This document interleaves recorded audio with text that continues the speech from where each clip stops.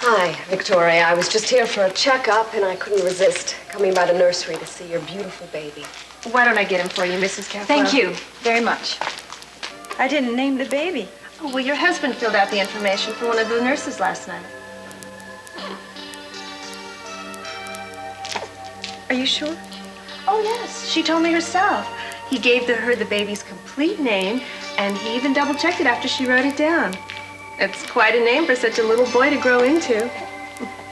Isn't it hospital policy to check with the mother before the birth certificate is filed?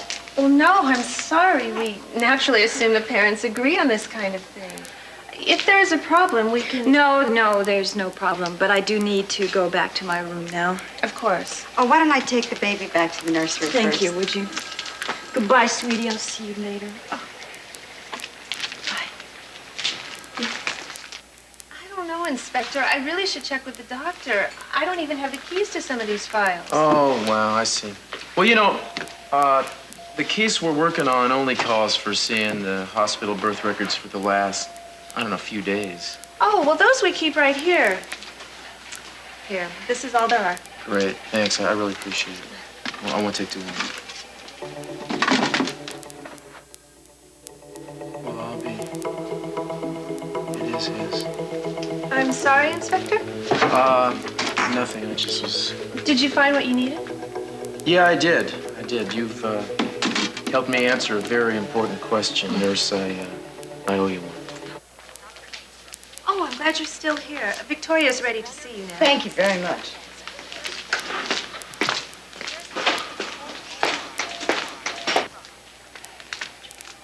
Hi.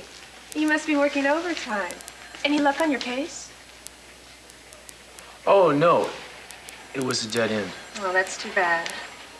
Yeah, well, actually, another friend of mine is here in the hospital. Oh, that's right. I remember now. You came in with Mrs. Capwell last night. You're the one who delivered the baby, aren't you? Didn't have any choice in the matter. The little guy just wouldn't wait. Well, you should be very proud. It's the next best thing to being a father yourself.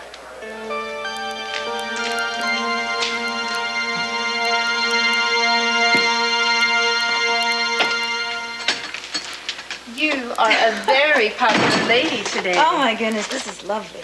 And there's another bunch of them down at the desk.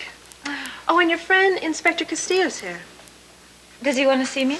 He didn't say. I think he just wants to look at that little boy he delivered. He can't seem to take his eyes off him. He's such a nice man. Yes, he is. You know, he even got me to break the rules. How's that? Well, he said he was working on a case, and he wanted to see our birth records. Something about blood types. Yes, wasn't Mrs. Glaser upset at Trudy Ann's swimming party because she came out of her room topless and announced, "Look at me, just like Aunt Terry"? No, she came out in a little bikini like the one I wear on my television commercials. Good heavens, the girl is 6 years old. Everyone else thought it was cute. And didn't you once warn Mrs. Glaser to keep an eye on her husband the second time around because, as you put it, quote, "Everybody knows I like married men"?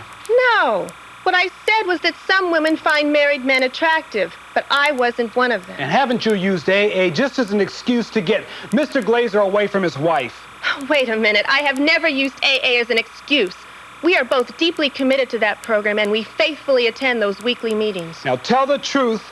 Tell the truth. Didn't you once show up at the Glaser apartment drunk and say to my client that you had a thirst that only her husband could quench? Look, all right, maybe I've fallen off the wagon a few times. And maybe I do have a thing for Win Glaser. But all he ever cared about was Muriel. She was a lucky woman, and she blew it. Thank you, Your Honor. I have no further questions of this witness. Your Honor, I'd be in the gutter if it wasn't for Mr. Glaser.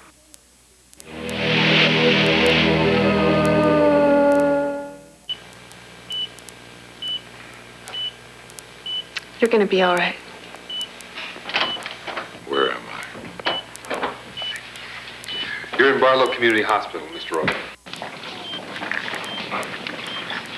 We're going to have to take off your bandages to do this. Dr. Crane, the doctor you spoke with earlier, thought the best thing to do might be to ultrasound those puncture wounds on your neck. He wasn't worried about this one. or the gashes here across your chest. Now, these could be from incisors of some kind, and since you're so anxious about this, we decided to take a few ultrasound photos and see if we can take a look at the shape of those punctures. Picture. Got it. Well, This kind of stuff is best done at autopsy. you may get a chance to do that. Don't be silly. You are going to have some very attractive scars here.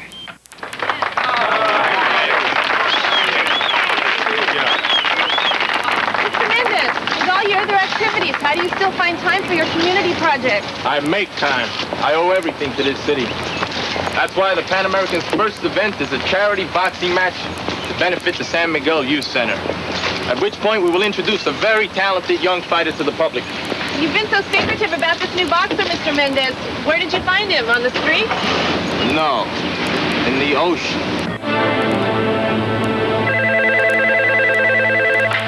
Trauma? Dr. Grant? Oh, one moment, please. Who wants him? Who's calling, please? It's his father.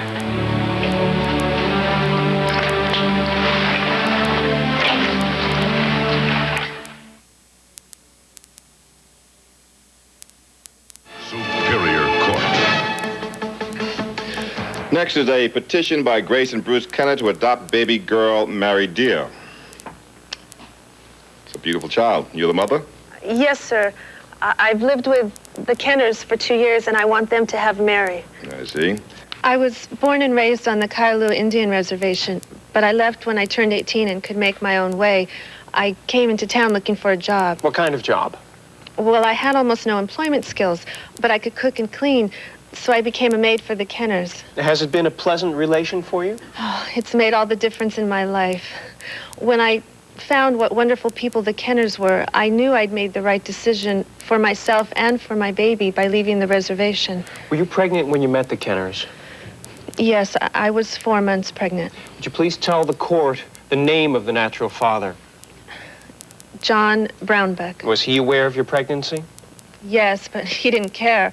I told him just before he left the reservation to go to college. Did he offer financial support for the baby? He said get an abortion and gave me $100.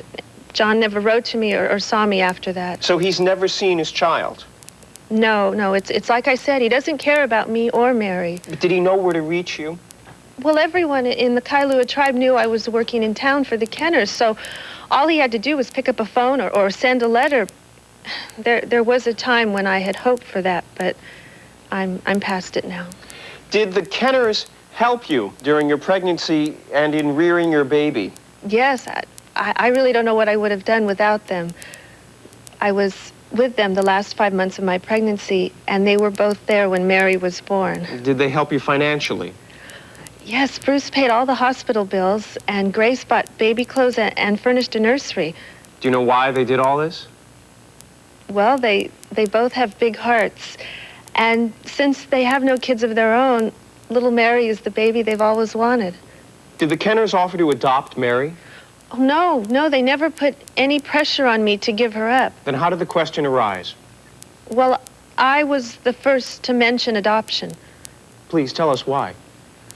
Well, you see, since I've left the reservation, I've taken some courses, and I've gotten my high school equivalency certificate. So you have future plans? Yes, I want to go on to college. I want to make something out of my life. And how would that affect your relationship with your child?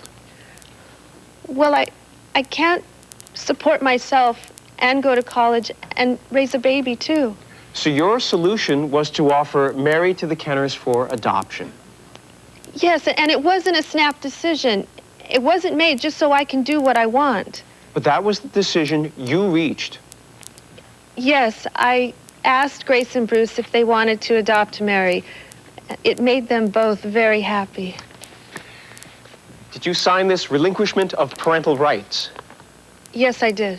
Your Honor, I ask that this document be accepted into evidence. Miss Deer, when other mothers find for health or financial reason unable to care for their child, they usually place them with the county children's care agency and hope that they will place them to a foster home until they're able. I did consider that. Now, are you absolutely sure that you want to place your child up for adoption?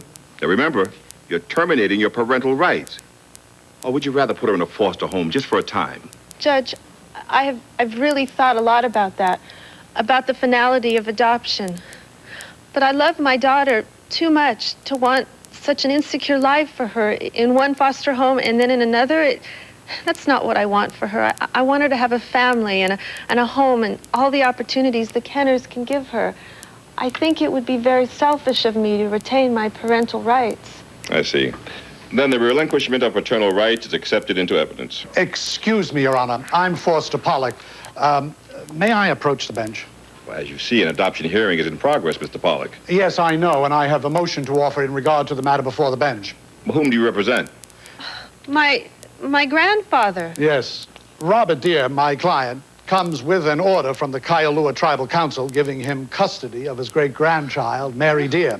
I ask the Superior Court grant full faith and credit to the order of the Kailua Council and order that the baby, Mary Deere, be handed over to my client.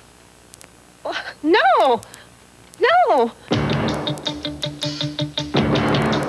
Miss Deere, would you please retake the stand? And remember, you're under oath. You are a full-blooded Kailua Indian enrolled on the tribal rolls? Yes. And so was the child's natural father, John Brownbuck? Yes. Now, you've already signed documents relinquishing parental authority of your daughter, Mary Deere? Well, yes, I'm willing for her to be adopted by Grace and Bruce Kenner, but not by my grandfather, if that's where you're leading. Oh, why not? Because I don't want my daughter raised in poverty and ignorance like a stranger in America.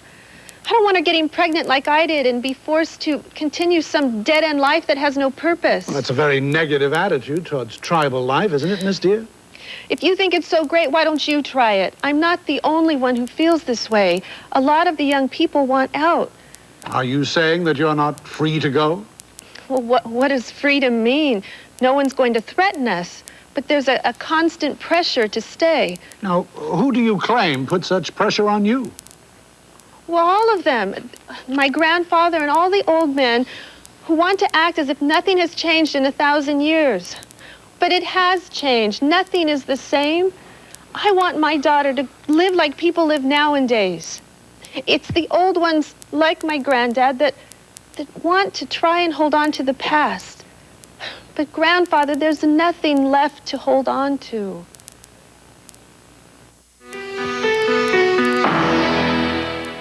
I've been in your jails, too. Stop! Don't send him to jail. I did it. What? Elizabeth, I thought you were my friend. All right, Mrs. Elkhart, I ask the questions in this court. What is your name? Elizabeth Tallgrass. All right, Mr. Alvarado, I'd like to hear from this lady. Are you finished with this witness? Yes, Your Honor. All right, step down. Step forward, young lady. Now taking the stand is Elizabeth Tallgrass. Miss Tallgrass interrupted the cross-examination of King Albert Elkhart and admitted that she was the person who attacked Donna Elkhart earlier. Her testimony is about to begin. I do. Now, what is it that you know about this attack on Donna? I've loved John ever since we were children. I always thought that when I grew up, he would marry me. Instead, he ran away and came home with Donna. I understand that you were hurt, but why did you attack her?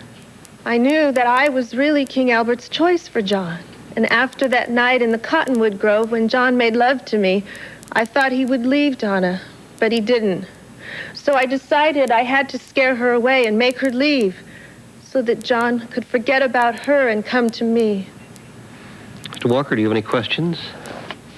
No, Your Honor. The defense rests. Mr. Alvarado, do you have any questions of this witness? No, Your Honor. You may step down. Let me hear your closing argument.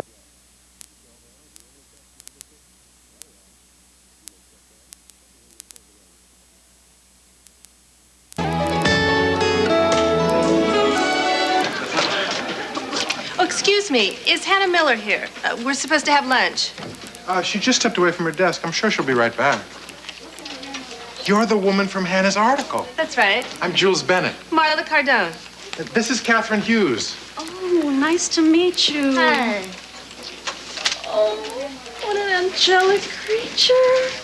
May I? Sure. Oh,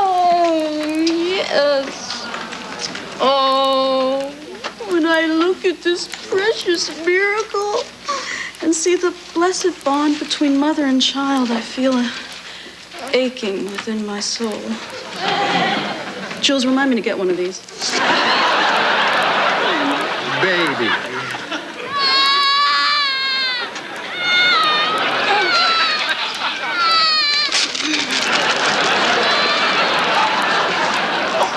Marla, would you like to sit down while you're waiting? Oh, thank you. Oh, what a strapping young lad. He's got a neck like an ox. What's his name? Elizabeth. Well, he's going to have trouble with that when he grows up. Hiya, I'm Marty Gold. Oh, hi. I saw you on television last week. Oh, no, that wasn't me. That was one of those celebrity lookalikes. Like I'm suing him. Well, it's nice to meet you. I just gotta tell you, I think it's great that you're taking this stand. I mean, really, it's hard to believe that in this day and age that people are still so hung up on breastfeeding. Well, I'm so glad you feel that way. No, really, I think Hannah's article hit it right on the money. I mean, let's face it, it's your body, and it's your baby, and it's your... Whoa! You know, I just don't understand why this makes people so uptight. You know, me either. It's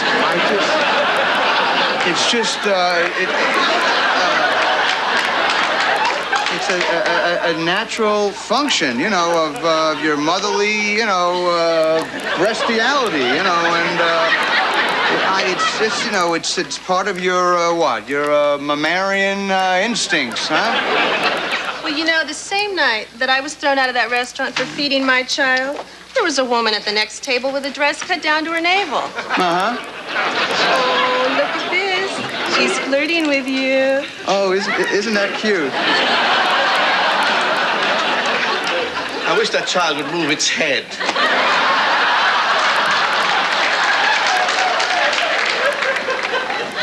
Will you please? Come on, this is an office, not a peep show. Excuse me, Miss Cardone, don't you think you'd be more comfortable Oh, no, we're fine right here. Now, who's the cutest baby in the whole wide world? Huh? She has quite an appetite, doesn't she, huh? Oh, you bet she does. Now, who's my hungry little girl? I am.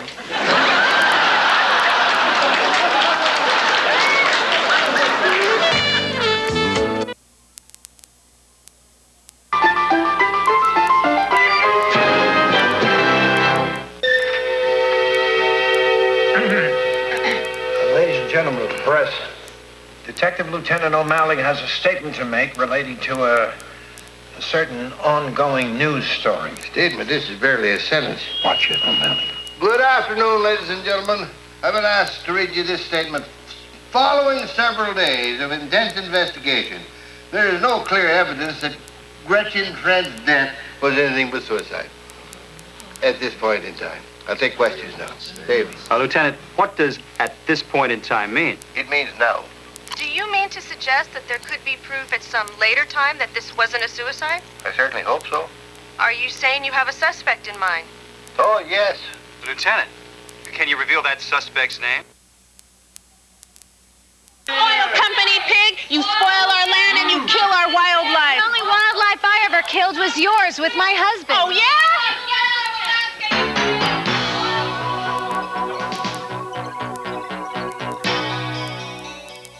There's still It Kid's testimony to get through. What could you do to us? A lot more damage than you think. Episode of Divorce Court. So I popped in there and found Mrs. Cannon and Mr. Andretti half undressed, making nice with each other, if you know what I mean. Yes, Your Honor, this is absurd. As for sex, there wasn't any. I mean, she could write the book. There's still It Kid's testimony to get through. What could you do to us? A lot more damage than you think.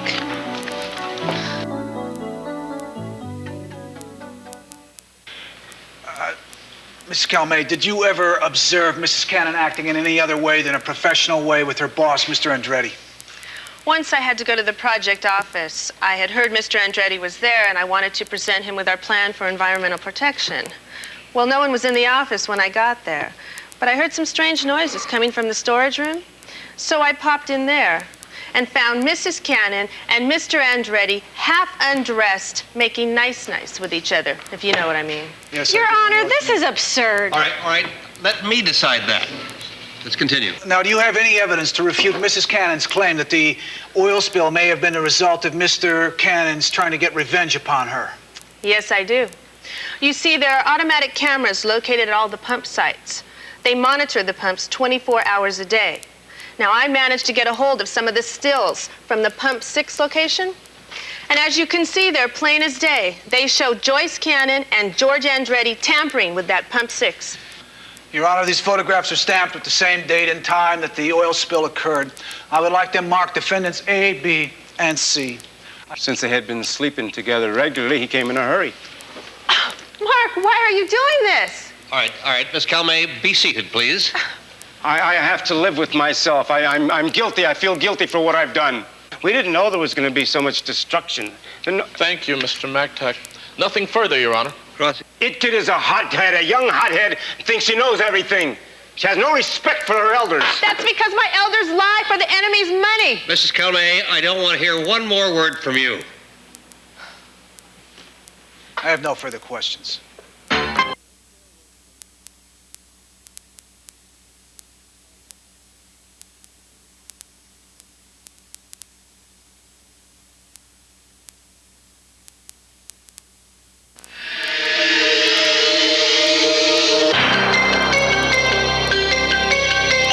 Sal worked part-time in a local pizza parlor where Sally brought her family to meet him.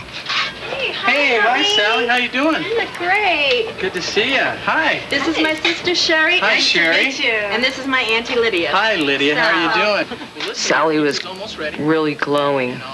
When she introduced me, she was so happy. Sally's sister Sherry got a first-hand look at Sal's darker side.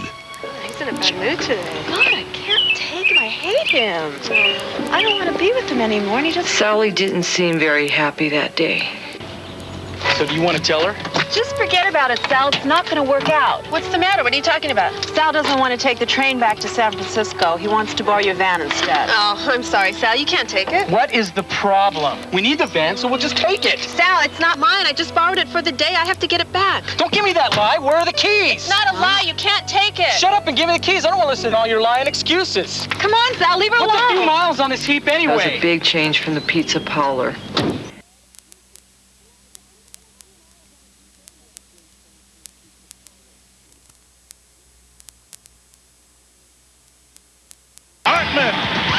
Comedian Kevin Meaney.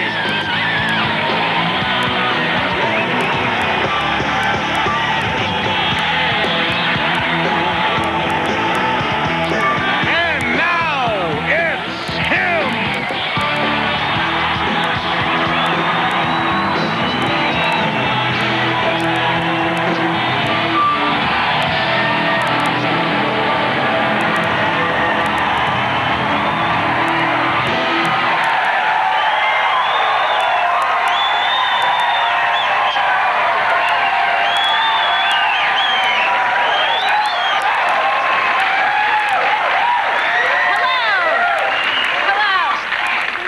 Okay, so I'm not Dennis. Tonight, as you all know, is Oscar night. So Dennis can't be here to do the opening joke. But he's asked me to do it for him. You see, my name is Valerie Redhorse. I'm a full-blooded Cherokee Indian. Now, you may not believe I'm an Indian. But that's because I'm probably not wearing your idea of Hollywood's stereotypical American Indian costume. Okay. But Dennis does want me to do this joke for him. Being that it's Oscar night, that means a night of political demonstrations. This year it's these outings. Do you know that if Beauty and the Beast wins tonight, there is an actual group of militant comical characters that are asking for Jean-Claude Van Damme to admit that he is actually a two-dimensional cartoon figure? Thank you. And now it's really him, Dennis Miller.